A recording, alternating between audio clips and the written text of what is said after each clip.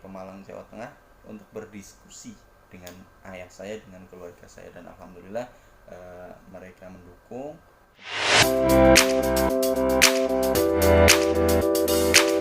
Ke kampung saya di Pemalang, Jawa Tengah untuk berdiskusi dengan ayah saya, dengan keluarga saya, dan alhamdulillah mereka mendukung. Kemudian saya balik lagi ke Jakarta, dan baru kemudian malam minggunya saat itu saya main ke tempat ini sekitar Ba'da Isya. Dan pada kunjungan yang pertama kali itulah, atau istilahnya adalah ngapel perdana kalau istilah bahasa anak-anak muda sekarang. Masih lah orang masih buta. Di malam kunjungan itu ternyata saya tidak ditemui sekalipun, atau dia menampakkan wajah pura-pura nganter minuman kayak gitu. Biasanya kan gitu ya, biar ini mah enggak. Nggak mau nemuin. Masih shock lah, orang gak pernah ngobrol, gak pernah nyapa, datang ke rumah mau bahas nikah. Aduh, gimana gak shock coba. Saya hanya ditemui oleh ayah dan ibunya, dan kami ngobrol-ngobrol tentang rencana itu, tentang serius nggak sih saya gitu. Ini ceritanya sampai nikahnya ya. Yes. Kemudian di keesokan pekan depannya lagi saya main lagi. Kemudian benar-benar pada pertemuan kedua itu kami membahas tentang tanggal pernikahan. Dan setelah tanggal pernikahan, waktu itu saya kesini pertama kali tanggal 6 Februari.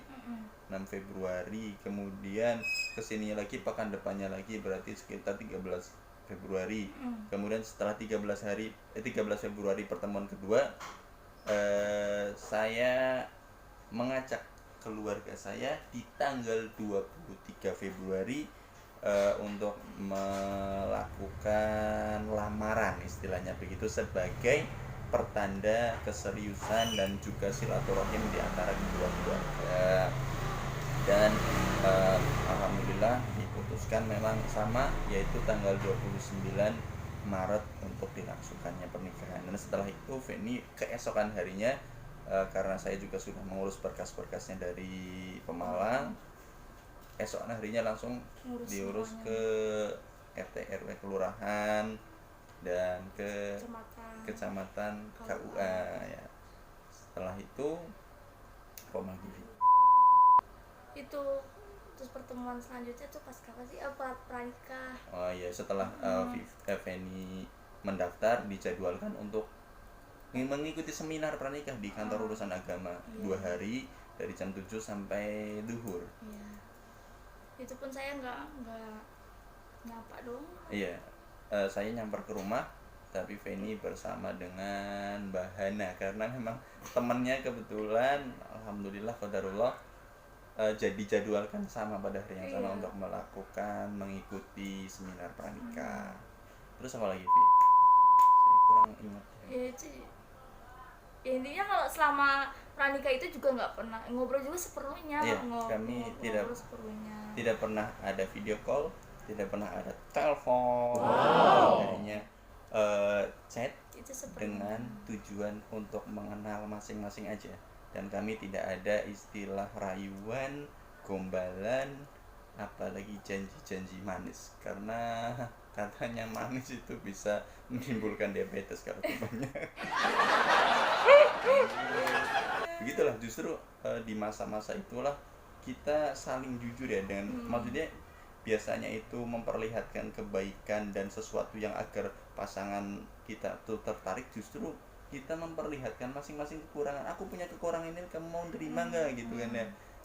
Disitulah model perbedaan dari ya pacaran itulah.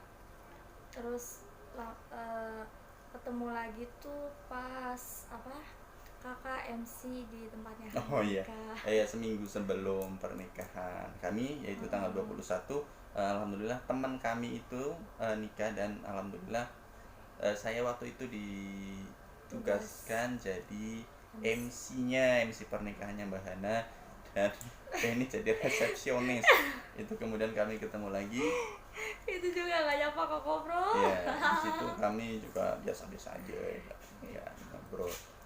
Setelah itu ya udah kita menuju pernikahan. Saya setelah dari Hana keesokan harinya pulang ke Pemalang untuk untuk mengajak keluarga lah, rombongan dari keluarga juga nggak banyak sih karena memang dibatasin kan sama KUA karena keadaan wabah COVID-19 sekarang ini.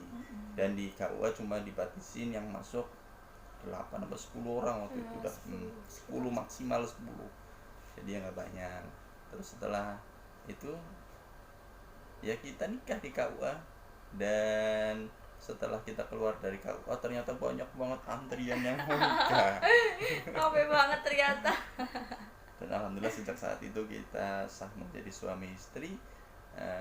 Dan langsung herannya nih ya, nggak ada rasa canggung loh. Sebelumnya nggak pernah ngobrol dengan wanita, nggak pernah berinteraksi secara pribadi, apalagi bersentuhan kontak fisik itu saya enggak. Dan alhamdulillah kayak secara otomatis langsung megang tangan gitu. Itu nggak ada gemeteran, nggak ada apa, langsung kayak gini nih Bapak. Perjalanan pulang saya kayak gini gitu, kayaknya pede banget, nggak ada rasa deg-degan gitu, pokoknya otomatis tenang, nyaman, karena memang mungkin itu efek dari sebuah halal itu enak. Itulah kurang lebih cerita sejarah dari pertemuan saya dengan Feni. Terus apa lagi? Pertanyaan selanjutnya, kenapa Ustadz milih Kak Feni dan kenapa Kak Feni bisa dapet sama Ustadz? Jadi saya dulu ya. Iya. Kenapa saya memilih Kak Feni? Pertama-tama setelah saya mendalami atau mencari tahu tentang Feni, katanya Feni itu dekat dengan anak-anak, dan itu menjadi salah satu alasan saya adalah mencari wanita yang memang dekat dengan anak-anak. Dan ternyata Feni adalah guru TK, otomatis dia dekat dengan anak-anak. Kenapa saya memilih dekat dengan anak-anak? Karena seseorang yang dekat dengan anak-anak biasanya itu dia memiliki sifat kasih sayang. Dan saya tentu perlu dong istri yang penuh dengan kasih sayang.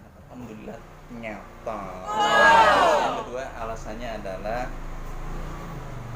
dia itu dekat dengan ibunya, karena saya juga membaca Al-Quran di surat Maryam juz ke-16 surat ke-19 posisi sebelah kanan bagian tengah, wa barrom bi walidati walam yaj'alni jabbaron sakia, karena aku berbuat baik kepada ibuku maka Allah menjadikan aku bukan wanita yang sombong dan juga celaka. Maka itu menjadi pertimbangan penting buat saya, kan nggak mau dong punya istri yang sombong. Dan alhamdulillah saya nanya langsung kepada ibunya, karena pada saat itu karena saya serius meminta langsung nomor ibunya, jadi saya langsung komunikasi dengan ibunya bagaimana hubungan ibu dengan Feni, bagaimana Feni dekat dengan keluarga, ininya dekat lah dengan ibunya. Maka itu menjadi salah satu faktor penguat saya memilih Feni. Kemudian alasan yang ketiga adalah saya meneliti bagaimana hubungan dia dengan teman sebayanya. Jadi saya nanya sama teman-temannya yang sekiranya pernah main bareng, pernah jalan-jalan bareng, bagaimana, apakah dia suka ingkar janji, apakah dia punya utang, apakah dia bisa menghargai teman sebayanya gitu. Dan alhamdulillah jawabannya meyakinkan. Jadi alasan saya itu pertama milih wanita itu yang dekat dengan anak-anak karena punya kasih sayang, yang dekat dengan ibunya karena dia tidak menjadi wanita yang sombong, itu jaminan dari Allah. Dan yang ketiga yaitu ketika dia mampu menjalin hubungan baik dengan teman sebayanya. Selain itu apalagi ya, lah itu pertimbangan utama sih. Mungkin yang faktor-faktor lainnya ada, cuman nggak terlalu mendominasi. Pertama, kenapa alasan saya memilih Feni adalah karena Feni itu orangnya cuek. Tapi alhamdulillah gitu ya, ternyata saya dipertemukan dengan seseorang yang tidak mudah menerima laki-laki lain yang bukan mahramnya. Jadi beliau orang yang tidak gampang